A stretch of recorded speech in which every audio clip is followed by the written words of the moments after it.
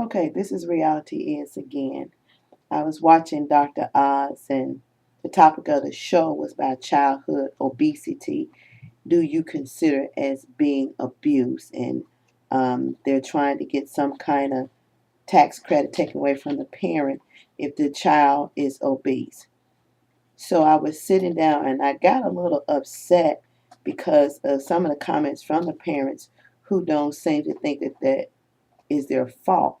Well, when a baby is born or when you're carrying a child, everything you take in affects the child. And once the baby has been delivered and it is born, then you are monitoring the milk and the ounces that the baby drink. So when the child gets a certain age, why don't you feel that it's necessary to monitor what they're taking in? But it's not just confined to the parent. It's also confined to the schools, depending on what kind of meals that they are serving. And when I was in school, we used to have recess. We had gym, but because of the financial situations of the schools, they don't have gym like they should. They don't get to play outside like they should. So the activities are limited. You have these YMCAs in the areas. You have these park districts, but what is really being offered for the children for us activity wise? They cannot no longer play outside because depending on the neighborhood they're in, gunshots, whatever it may be. Now, if you are a parent and you have a child, some of the obesity for the child comes from stress. Depends on what kind of household they're in. If it's a stressful environment where the father is always jumping on the mother, then that might be a vice that the child used to cope with the situation. If the mother is a young mother and she has no idea about nutritional value, then you have to consider that too. So everybody plays a part in children being obese. I was in the store a couple of days ago paying a bill, and the grandmother weighed about 325 and she was on a cane. The daughter looked like she weighed about 310 and she was on a cane. Then they had the daughter's daughter. She was about 5 or 6 and she weighed about 150 pounds.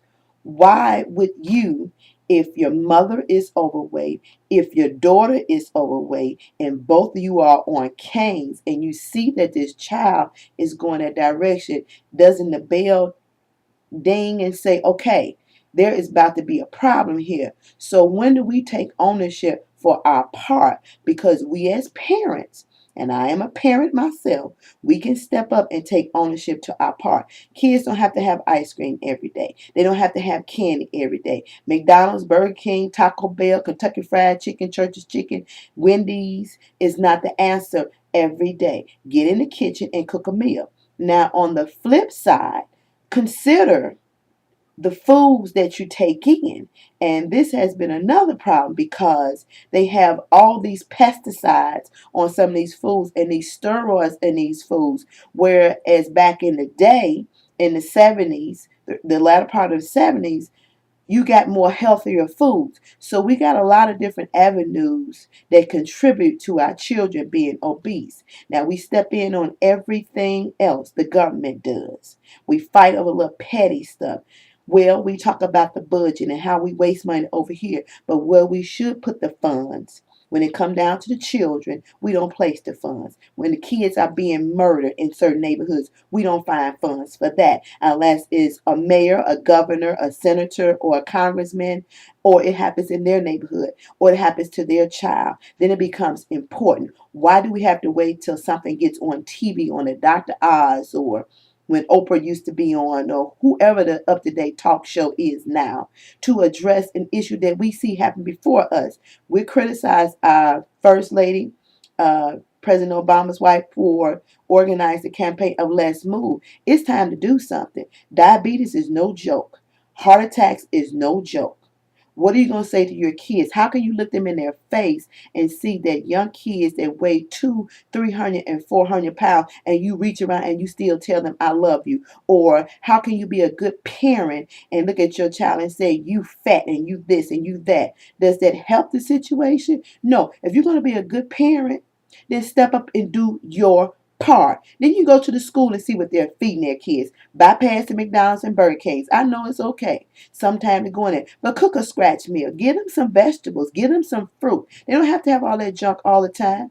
The decision lies on you. Are the force. You are. You the one who buy it, because these kids are young. They don't have no jobs, and they're being obese at such a young age. So they're not paying any bills and they're not buying any groceries. So you as a parent have to look out for your child. Now, if you love them, then love them wholeheartedly and do your part.